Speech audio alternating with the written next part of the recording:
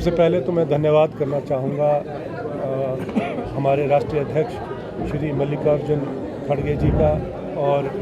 श्री राहुल गांधी जी का, श्रीमती सोनिया गांधी जी का, श्रीमती प्रियंका गांधी जी का, श्री राजीव शुक्ला जी का और हमारे माननीय मुख्यमंत्री ठाकुर सुखविंदर सिंह सुक्खू जी का कि जिन्होंने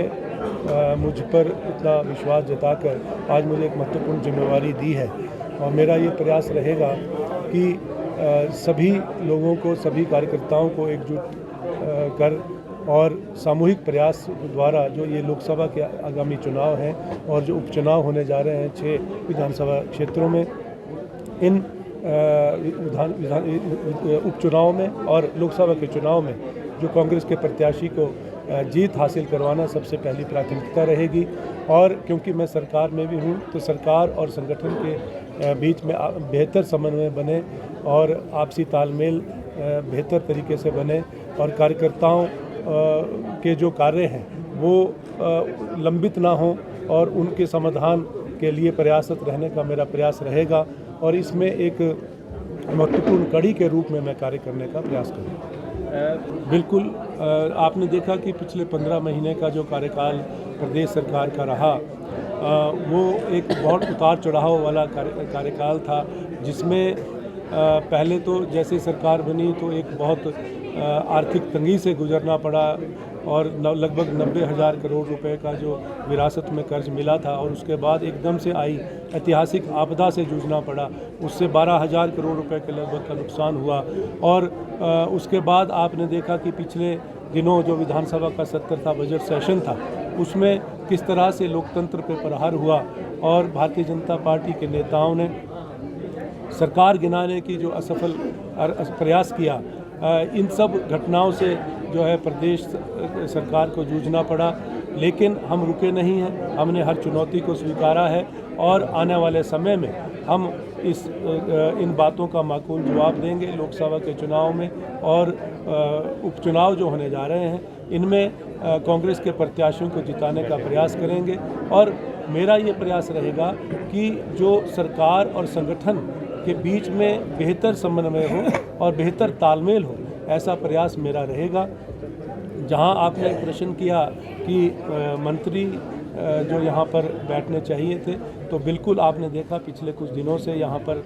लगातार मंत्री जो है यहाँ पर बैठ रहे हैं। आज भी यहाँ पर मंत्री आए हैं और आने वाले समय में ये रेगुलर रूप से जो है वो नियमित रूप से इस तरह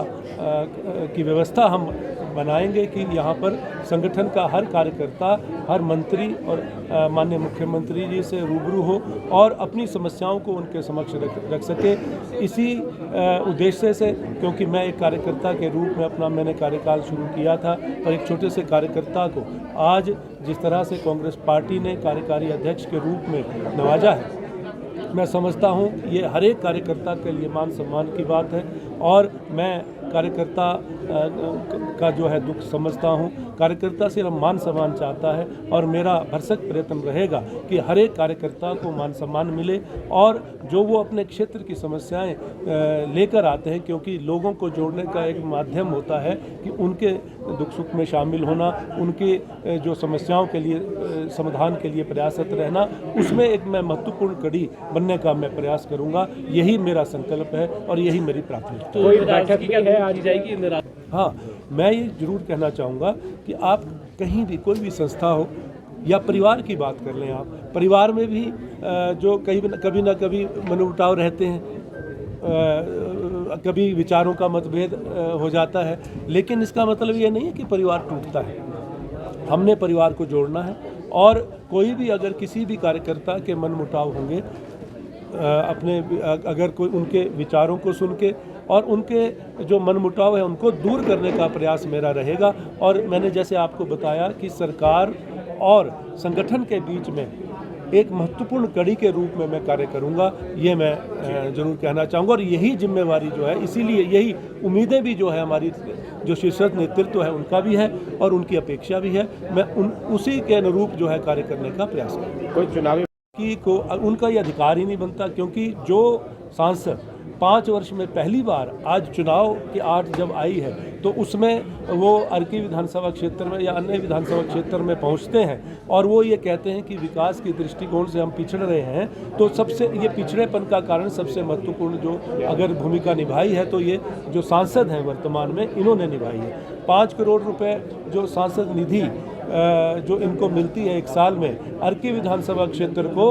ये आप बताएं, श्वेत पत्र जारी करें कि कितनी राशि जो है आपने अर्की विधानसभा क्षेत्र को दी है और कहां कहां पर राशि दी है। ये एक ऐसे सांसद बने,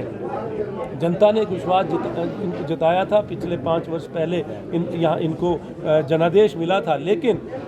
ये अपनी जो सांसद निधि है वो भी पूरी खर्च नहीं कर पाए। ऐसे सांसद हैं और आज 5 वर्ष बाद जब चुनाव पुनः आने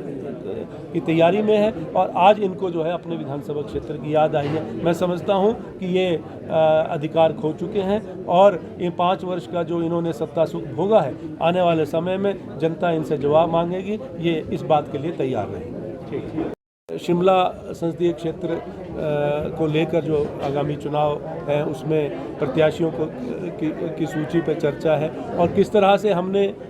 जो चुनाव में जाना है, किस तरह से किन मुद्दों को हमने जनता के बीच में लेकर जाना है, इन सब बातों को लेकर आज हमारी एक बैठक, महत्वपूर्ण बैठक जो है उसका आयोजन किया गया है, जिसमें कि हम लोग ये फैसला लेंगे और आने वाले समय में ये जो एक चुनौती हमारे सामने आई है चुनाव को लेकर, हम इसमें अब मजबूत होकर जो है एकजुट होकर हम इसका सामना करें। बीजेपी क्षेत्र में अभी